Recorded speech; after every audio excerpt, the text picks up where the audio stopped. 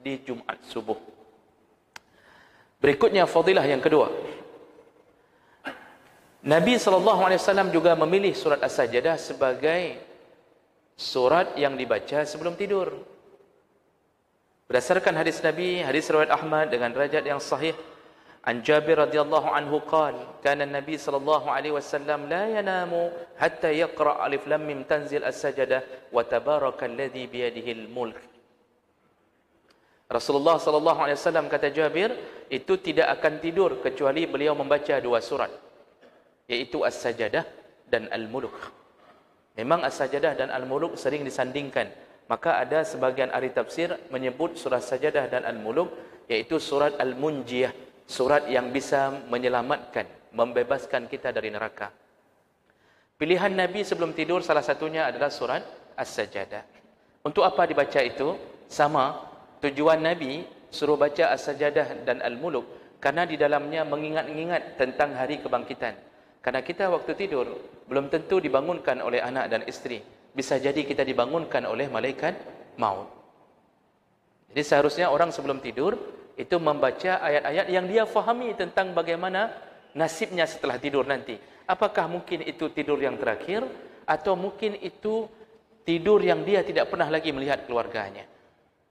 Jadi intinya Al-Quran itu kalau dibaca Pak direnungkan, bukan hanya sekedar dibaca. Walaupun berpahala, satu huruf berpahala 10, tapi intinya adalah tadabbur. Afala yatadabbarun Al-Quran. Kenapa mereka tidak bertadabbur Al-Quran? Jadi jangan sampai sudah puluhan tahun kita enggak tahu apa yang dimaksud dalam surat As-Sajdah. Makanya Nabi membaca sebelum tidur agar orang teringat tentang persiapannya untuk esok hari kalau masih Allah beri kesempatan. Bapak Ibu yang dimuliakan Allah, dibaca kapan? Dibaca ini pokoknya bukan di waktu kita sudah mengantuk. Tapi pilihan bacaan ketika mau tidur dan belum mengantuk. Jadi enggak mesti bacanya begitu sudah nguap. Jadi begitu sudah nguap, sudah capek nonton sinetron, sudah capek nonton filem, sudah nguap-nguap baru bilang sama isteri, "Nyo katakan lu nak baca surat Sajdah lebar." Baru 2 ayat detik aja. Bukan begitu amalannya. Karena ada orang yang mengamalkan mengira mau tidur itu sudah ngantuk, tidak. Nabi membacanya setelah salat Isya, artinya menjadi amalan sebelum tidur. Begitu juga orang kadang-kadang salah faham, ada zikir-zikir yang memang dibaca itu sebelum tidur. Contoh yang masyhur yang sering kita sebutkan, Nabi SAW mengajarkan sebelum tidur itu disuruh baca ayat kursi. Disuruh baca 2 akhir daripada surat Al-Baqarah, Amanar Rasul. Lalu disuruh tambah dalam hadis yang lain surat Al-Kafirun. Kata Rasulullah, barang siapa yang membaca surat Al-Kafirun sebelum tidurnya, maka tidak akan ditimpa dengan kesyirikan.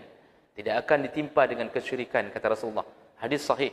Nah kemudian Rasulullah setelah baca ayat-ayat itu, beliau sebelum tidur, sebelum merebahkan badannya, itu melakukan zikir untuk melindungi diri, yaitu surat 3 kul huwallahu ahad, qul a'udzu birabbil falaq, qul a'udzu birabbin nas, wa yajma'u kaffai. Rasulullah mengumpulkan kedua tapak tangannya, lalu dia baca itu 3 surat itu, lalu dihembuskan ke tapak tangannya, lalu disapukan dari ujung, dari kepalanya, dari ubun-ubunnya ke depannya sejauh tangan menjangkau ke depan. Jadi itu dilakukan kapan? Bukan ketika sudah merebahkan ke atas kasur. Duduk di atas kasur. Duduk di atas kasur, lalu baca itu. Ulangi 3 kali kata Rasulullah. Maka dijamin tidak akan mendapatkan mudarat dari syaitan atau semua tipu daya syaitan, termasuk sihir. Jadi kalau sihir itu datang di malam hari, diniatkan oleh orang-orang yang hasad, orang yang membaca 3 kul itu, maka tidak akan tembus pada dirinya. Suami baca, suami tidak kena, insya-Allah, jaminan Rasulullah. Tapi karena isteri enggak baca, ke isteri larinya. Maka ajarkan isteri, ajarkan isteri, ajarkan anak-anak, buat anak-anak terbiasa. Nak sebelum tidur baca 3 kul, itu dibiasakan, Pak. Kalau enggak biasa, sampai tuha pun, walaupun kita mengaji 70 tahun, yang amalan Nabi kita tetap lakukan. Ngaji di mana-mana, Pak, di mana-mana. Yang pulang tetap lagi budro, lagi bu. Jadi enggak berpengaruh, pengajian tidak berpengaruh pada amalan. Cuma teori saja bertambah. Teori bertambah. Oh begitu, oh begitu. Oh ya saya tahu. Tapi amalan di rumah tidak bertambah. Disuruh Nabi, disuruh dalam hampir beberapa kitab, sering saya sebutkan, disuruh pakai sandal di dalam kamar mandi. Itu sudah sering kita sampaikan. Kalau kita mau survei, di antara semua jemaah yang ikut pengajian, berapakah yang sudah punya sandal dalam kamar mandi? Nggak usah tunjuk tangan. Karena ketahuan yang tidak pakai sandal nanti dalam kamar mandi. Itu amalan sederhana. Kalau sudah seandainya puluhan tahun mengetahui teori ini, tapi tidak mengamalkan, di mana cinta kita kepada Nabi? Banyak orang di luar sana tahu tentang begitu mulianya Nabi, begitu ini, begitu itu. Tapi begitu dia bermasalah, dia tidak meniru Nabi. Dia tidak meniru Nabi. Jadi teori saja yang nempel. Maka mudah-mudahan Allah jauhkan kita dari penyakit itu. Maka jemaah melakukan Allah Subhanahu Wa Taala, sempatkanlah. Jadi kalau masa percobaan, coba-coba dululah. Coba-coba dulu kalau bisa dari malam ini, sempatkan baca kalau bukan As-Sajadah Al-Muluk. Nanti fadilah surat Muluk masih panjang. Kalau bukan Sajadah, pilihlah surat Al-Muluk. Yang tidak bisa membaca dengan cepat, bersabarlah. Jadi nggak bisa juga baca As-Sajadah untuk seminggu. Karena nggak habis-habis bacanya, seminggu dong baca. Baca 3 ayat, nggak bisa juga. Artinya berusahalah untuk membaca. Berusahalah sebelum tidur. Mudah-mudahan Allah menitipkan keberkahannya kepada kita sebelum kita dipanggil oleh Allah Subhanahu Wa Taala. Baik, karena sudah terdengar suara azan di luar, kita hentikan di sini Ustaz. Sudah terdengar suara azan Ustaz? Belum? Masih ada waktu? Masih ada waktu Bapak Ibu. Sebenarnya ada satu lagi. Tadi saya pikir karena terdengar suara azan, suara HP Pak. Atau ada sabotase, sengaja kudip suara HP. Baik, masih ada satu lagi Bapak. Kita habiskan malam ini. Singkat padat saja.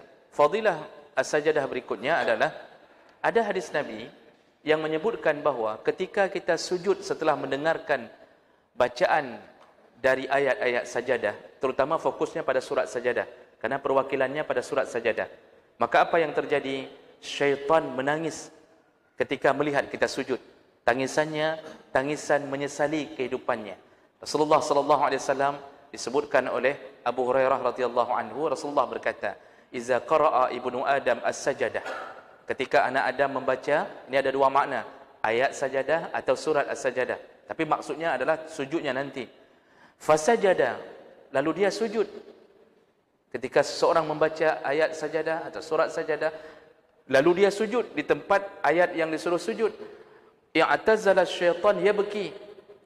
Di saat itu langsung syaitan berteriak sambil menangis. Yaqulu, lalu dia berkata, ya wailah, celakalah aku. Syaitan berkata, celakalah aku. Umira ibnu Adam bisujud. Anak Adam ketika disuruh sujud oleh Allah, fasajada, dia bersujud. Falahul jannah, dan mereka mendapatkan surga. Wa umirtu bisujud, ketika aku disuruh sujud, kata syaitan, fa abaitu, dan aku menolak permintaan Allah, faliya an-nar, maka aku dijatahkan neraka oleh Allah. Maka syaitan ternyata berteriak ketika orang bersujud. Maka kalau Bapak Ibu bersujud, itu syaitan menjauh. Ketika dengar ayat sajadah, sujud, syaitan menjauh Pak. Jadi bukan bermakna kita mendengarkan teriakan. Hanya Rasulullah yang mengetahui tentang teriakannya. Tapi Rasulullah memberitahu kita, syaitan paling benci kepada orang yang ketika mendengar ayat sajadah, lalu dia bersujud. Ini maksudnya apa? Kita ini begitu disuruh oleh Allah sujud, kita sujud. Ini membuktikan kita taat kepada Allah. Berbeda dengan syaitan, iblis. Ketika disuruh sujud, dia tidak mau sujud.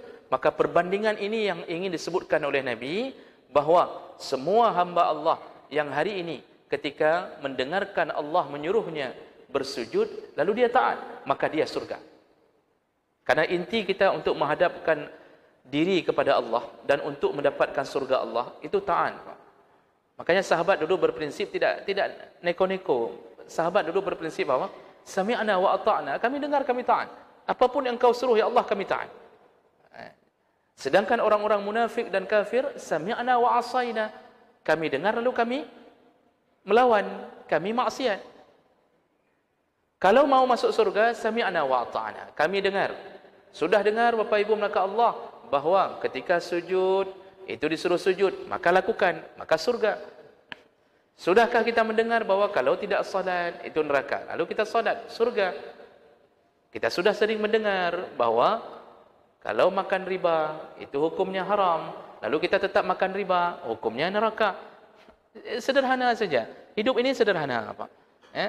Kalau sudah dengar asuransi konvensional itu haram, sudah dengar BPJS Mandiri itu haram, sudah dengar koperasi simpan pinjam itu haram, itu semua kalau kita lakukan menunjukkan kita punya sifat syaitan. Makanya susah masuk surga. Kita ini kadang-kadang mencampur adukkan kehidupan yang batil dengan kehidupan seorang mukmin. Pagi salat subuh berjamaah, pulang melakukan maksiat. Ini adalah tipu daya syaitan. Kita menghilangkan semua kebaikan kita dengan kemurkaan Allah Subhanahu wa taala. Lalu kita berangan-angan kepada Allah.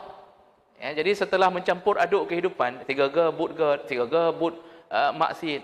Setelah kita campur-campur, lalu kita berangan-angan kepada Allah. Ya Allah, masukkan aku ke dalam surgamu dengan kebaikanku. Kita lupa bahawa maksiat juga dihitung oleh Allah.